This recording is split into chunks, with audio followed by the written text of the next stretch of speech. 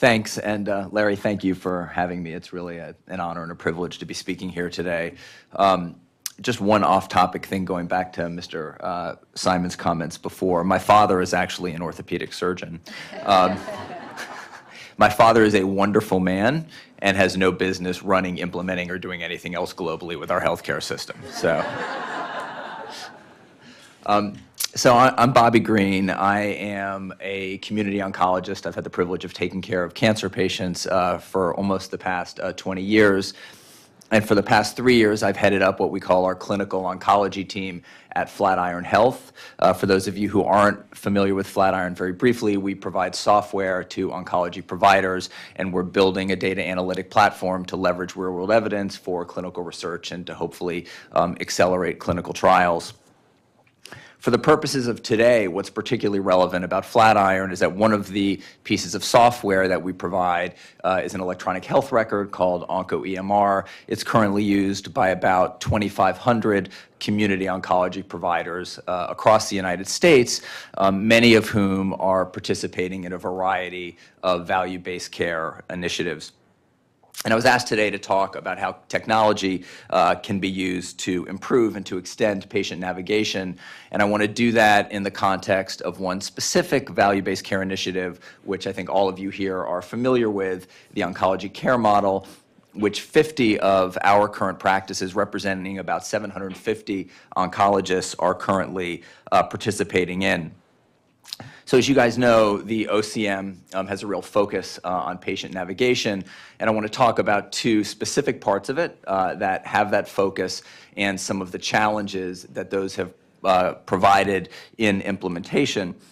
The first is quite simply when you're an OCM patient, when you're eligible for OCM, one of the requirements is that practices provide patient navigation services to all of the patients who are eligible.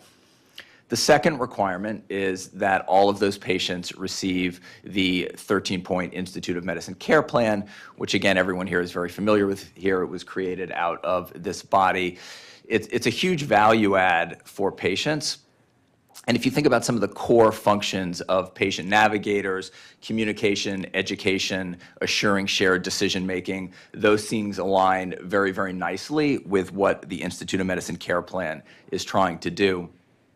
At the same time, providing navigation services, giving patients the care plan is not something that routinely and consistently has happened across the oncology community.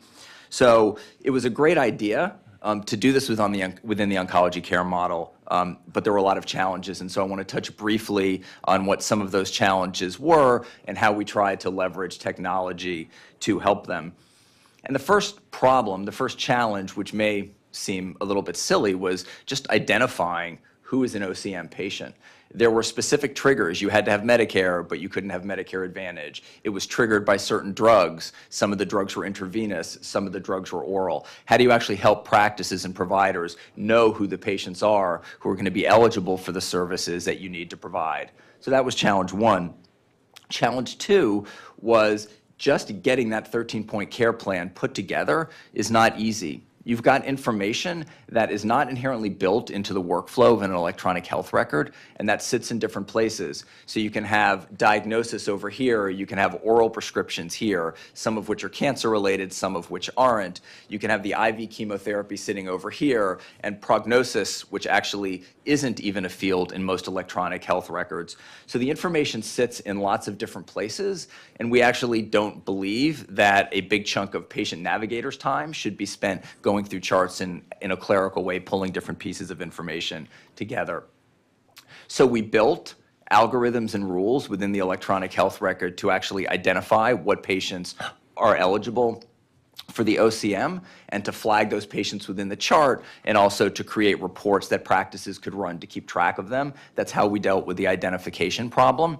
And second, we actually created and built a part of the EHR that the Institute of Medicine care plan lived in that automatically pulled data points where they were available from different parts of the chart, and then took those data points that weren't available or that weren't automatically generated and put them in one place so that clinicians or other people on the team could actually fill in that information.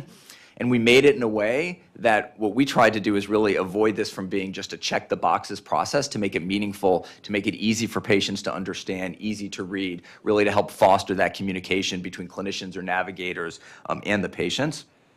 We think it's been a really critical tool for our providers and our practices. We've delivered about 32,000 of these care plans now to patients across our network. We've anecdotally, we kind of guess that each one saves about 15 minutes of the navigator functions time in a practice of putting these together. So if you do the back of the envelope math, that 15 minutes times 32,000, that's about 8,000 hours of potential navigator time that we've saved and enabled them to do things that are more critical and more important, and spending time with patients. It's clearly something that's not perfect. There's still a lot of work to do. Not all patients are actually getting care plans. Certain things like cost are, and especially patients' responsibility for cost, which is part of the care plan, are very difficult and laborious sometimes to come up with and to give to patients. But we clearly think that we're making progress, and using technology to help make something that's critically important for patients a little bit easier and a little bit more efficient within the practices. I think the elephant in the room here, and I won't talk much about it here, maybe it'll come up in the questions, is I don't think that the Institute of Medicine or National Academy intended for the care plan to just go to patients as part of the OCM. It should be going to all patients, and I think there are a variety of reasons that things like that haven't happened yet, and maybe we'll get to that a little bit later. So thank you very much. Thank you.